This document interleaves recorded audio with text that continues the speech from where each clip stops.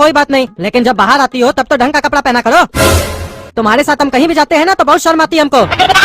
एक तो इतनी मोटी हो, कई बार बोले तुमको वजन पे ध्यान दो, पर ध्यान दोगी कैसे? मेरी बात मानोगी तब ना ध्यान दोगी। मेरी बात घर में मानता कौन है? भैंसी की तरह सारा दिन खाते रहती हो, तभी ना साइज भी भैंसी की तरह हो गया है। आप चुप रहिए, मेरे शरीर के ऊपर कमेंट करना छोड़ दीजिए। हम 1000 बार समझा चुके हैं आपको। आप अपना चेहरा देखे हैं कभी? पूरे काले कलुटे लगते हैं आप। पर हम कभी कुछ बोले हैं आपको? और रही बात मेरे वजन की, तो वो क्या आपको बताना पड़ेगा?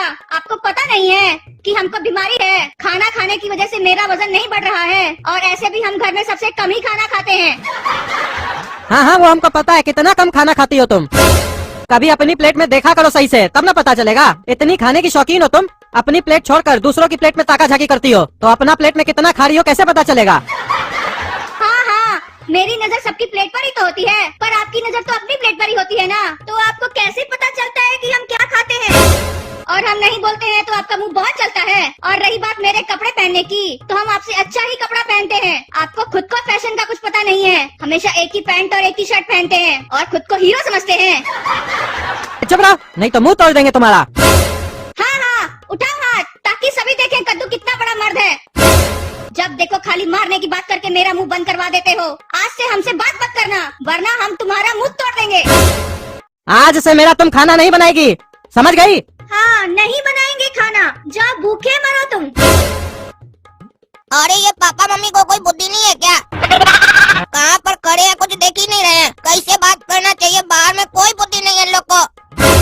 जहाँ देखो वहाँ चालू हो जाते हैं। ये भी नहीं देखते हैं कि कहाँ खड़े हैं। ये कोई जगह है लड़ाई करने की? सारा लोग इधर ही देख रहा है।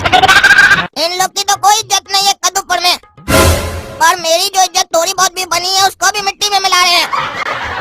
अरे पापा मम्मी चुप रहिए, चुप रहिए।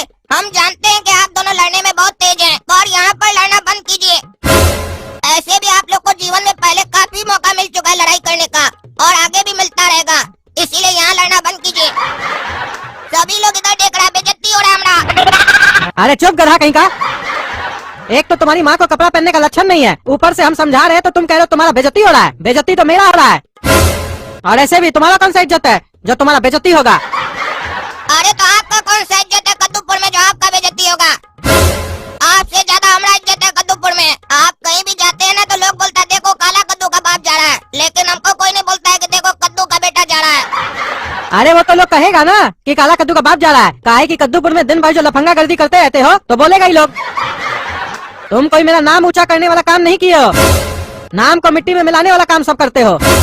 इसीलिए लोग बोलता है वो देखो काला कद्दू का बाप जा रहा है, यही है उस लफंगा का बाप। और बोल ऐसे रहे हो जैसे लगता है लोग तुम्हारा तारीफ करता है। अरे तो आप कौन सा ऐसा झंडा गाड़ दिए जो अपने ऊपर इतना अभिमान कर रहे हैं? आप भी क्या किए हैं कद्दूपुर में रहकर? कौन सा आज तक कोई बड़ा तीर चलाए हैं? जब देखो घर में लड़ाई करते हैं, बाहर जाते हैं वहाँ लड़ाई करते हैं। आप कहीं भी घूमने जाते हैं तो शांति से नहीं रह सकते हैं। लोग घूमने क्यों जाता है? ताकि खुशी मिले। आप तो लड़ाई करते हैं। अरे शांति से रहने दोगे तुम दोनों माँ बेटा, तब ना हम शांति से रहेंगे। ऐसा ऐसा नमूना जैसा हरकत करते हो किसी का भी गुस्सा आएगा। ऊपर से समझाओ तो जबान लड़ाते हो, जबान काट देंगे तुम्हारा मेरे सामने ज्यादा बोले तो। अरे पापा पार्टी में अनपढ़ लोग घुसाया है क्या? अरे तुमको उससे क्या मतलब और हमसे क्या पूछ रहे हो? अरे पापा वो अनपढ़ लोग बहुत चिल्ला रहा था, उसी लोग का आवाज सुन के तो हम यहाँ ढूंढते ढूंढते आए हैं। कौन अनपढ़ लोग पार्टी में घुस गया है? पता नहीं कैसे अनपढ़ लोग को पार्टी में बुला लेता है ये लोग। अगर आपको वो अनपढ़ लोग दिखे तो हमको बताइएगा, बढ़िया से झाड़ेंगे उस लोग को। अरे ये साला कहीं हम लोग को तो अनपढ़ नहीं बोल रहा है, क्योंकि इस साले का आदत है घुमा के बात करने का। ये साला खुद को बहुत तेज समझता है ना, अभी बताते हैं। अरे कोई अनपढ़ नहीं है यहाँ, तुम्हारा कान बसता है क्या? अरे नहीं नहीं पापा, अनपढ़ था यहाँ पे, बहुत बकवास कर रहा था, हम अपना कान से सुने हैं। अरे तुम्हारा बहुत हो गया, नाटक करता है तुम। साफ साफ बोलो ना, तुम हमको टोक रहे हो कि हम काहे झगड़ा कर रहे तुम्हारा माँ से। अरे पापा साफ साफ बोले तब ना आपको समझ में आया, साफ साफ नहीं बोलते तो समझ में कैसे आता आपको? अरे हम सब समझ रहे हैं, हमको मत समझाओ। तुम घुमा फिरा के अपना परिवार को अनपढ़ बोल रहे हो ना। अरे अगर परिवार अनपढ़ जैसा हरकत करेगा तो क्या बोलेंगे आप ही बताइए। और जब किसी को सीधी बात नहीं समझ में आती है तो ऐसे ही नहीं समझाना पड़ता है पापा। क्योंकि देखिए काला कद्दू सीधा मुंह से आपको समझाने का कोशिश की, आपको समझ में आया नहीं ना आया? तो जब आपको काला कद्दू की बात नहीं समझ में आई तो हमको समझाने आना पड़ा। लोग बोलता है बच्चा को तमीज में रहना चाहिए, तमीज आएगा कहाँ से हम लोग के अंदर? जिसका बाप बड़ी पार्टी में अपनी पत्नी को बोल रहा है तुम मोटी हो भैंसी हो, मारेंगे 2 जूता मुंह तोड़ देंगे, और वो बाप चाहता है कि उसका बच्चा संस्कारी हो, वो रोके ना कुछ बोले ना। तो उससे पहले कभी अपना संस्कार देखे आप। जब आप लोग बड़ा होकर पार्टी में ऐसे बदतमीज लोग की तरह झगड़ा कीजिएगा तो हम लोग का नाम नहीं खराब होगा, और हम लोग क्या सीखेंगे। बड़ा होकर हम लोग भी अपना पत्नी के साथ ऐसे ही करेंगे, फिर हम लोग का बच्चा हम लोग को अनपढ़ बोलेगा, यानी गलती आप करे और अनपढ़ हम लोग कहलाए। यही चाहते हैं आप। गलत बात है, ऐसे मत कीजिए। पार्टी फंक्शन में आए, थोड़ा तमीज से बात कीजिए। आप क्या कपड़ा पहने, मम्मी आपको कुछ बोली? आपको मम्मी से बहुत प्रॉब्लम है। ये कद्दूपुर के हर मर्द का प्रॉब्लम देखे हम। अपने पीता खाता है, दूसरा का पत्नी को देखता है, दोस्त लोग के साथ ही करता है, उल्टा सीधा बात करता है, तब कुछ नहीं।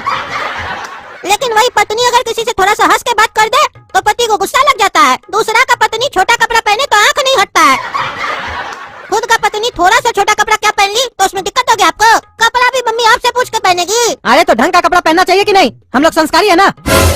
हाँ पापा, हम लोग बहुत संस्कारी खानदान से है। वो ठकुआ जी का पार्टी में उस दिन चाची को आप क्या बोल रहे थे? आप बहुत खूबसूरत लग रही हैं। वो तो मम्मी से भी छोटा कपड़ा पहनी थी तो उसको काहे नहीं बोले, बल्कि आप पार्टी में पूरी देर उसी के साथ घूम रहे थे, हंसी मजाक कर रहे थे, तब आपको दिक्कत नहीं था। काहे कि वो दूसरे की पत्नी थी ना। अरे तो वो दूसरे की पत्नी थी, उससे हमको क्या मतलब है? वहाँ तो झूठ में तारीफ करना पड़ता है। कुछ गलत भी करे तो काहे दूसरा को बोलने जाएंगे? बोलता तो आदमी अपना को है ना, दिक्कत होगा अपना को होगा। पापा बात तो बिल्कुल सही है आपकी। अरे घंटा इनकी बात सही है।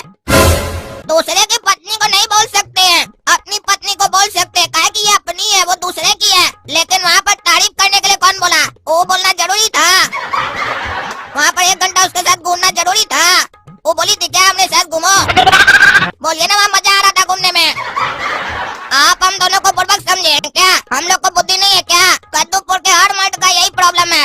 एक बार किसी लड़की से शादी हो जाए उसके बाद उसको गुलाम बना देता है, अपने सारे पढ़ना चाहता है, और उसके बाद बाजार में जाता है तो एक ही जोक मारता है, हमरा अपनी पत्नी के सामने नहीं चलता है, घर जाएंगे तो जूता खाएंगे। असली बात तो बताता ही नहीं है कि घर जाकर जूता मारेंगे। अरे तुम्हारा साले बहुत जवान चल रहा है ना, अभी साले तुम्हारा टांग तोड़ेंगे हम।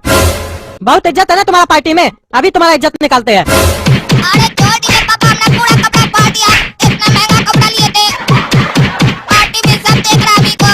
अरे हम तो चाहते हैं तुम्हारा इज्जत निकले, तभी ना सब कोई देखेगा। अरे तो भाई अम्मी को क्या मारे? गोरा कद्दू भी तो पकड़ कर लाया था, उसको क्या मार रहे हैं? अरे हाँ, उस साले को भी छोड़ेंगे नहीं, उसको भी आज हम बताएंगे। तुम भी लो, बहुत बकवास करता है ना तुम, पर बोलता है साले हमको तुम। आप देखो उन पर क्या करता है। अरे पापा गलती हो गई, छोड़ दीजिए।